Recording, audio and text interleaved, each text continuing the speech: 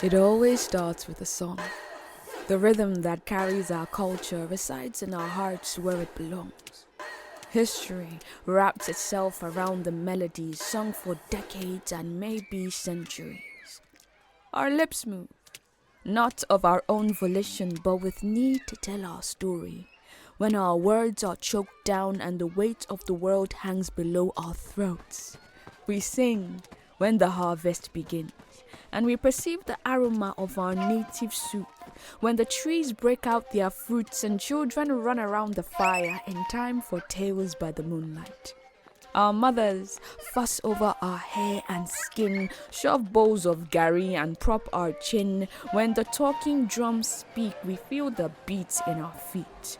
The chorus rings with cries of the newborn.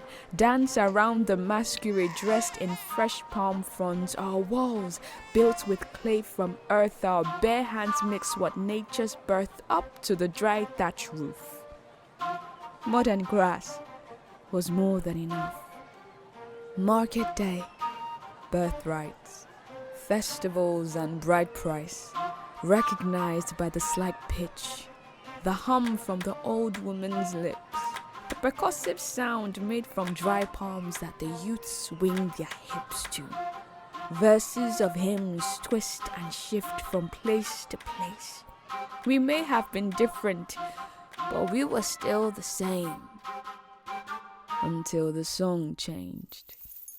Until the bones that had once been used to decorate our necks and wrists were replaced with chains. When melodies became sharp from the cracks in our voice, silent tears echo as they drop on the soil that had once been used to build our home. We were named slaves on our own land and forced to build empires for another man. Our baked skin became ugly, our earth homes primitive. Our history starts to fade, our religion discarded, and our art, the imprint our forefathers left behind, taken away. There are no songs when you have no voice. There are no words when you cannot speak. Or when you ask why we have scars on our face, we tell you that they are a symbol of dignity and grace. When you ask why we barely walk loads, we say we had nothing to hide. No, our souls, like our bodies, were laid bare with magnificence and pride until strangers made us believe that we were worthless. But the time came. The day when we felt the sun smile on us and the clouds rejoiced with us. When we heard the clicks and the cuffs fell off. When we no longer heard the word freedom in our dreams or had nightmares of merciless lashes with whips. And then we faced our biggest fear. Who are we now? The harmonies were gone. We barely had a grasp on our mother tongue.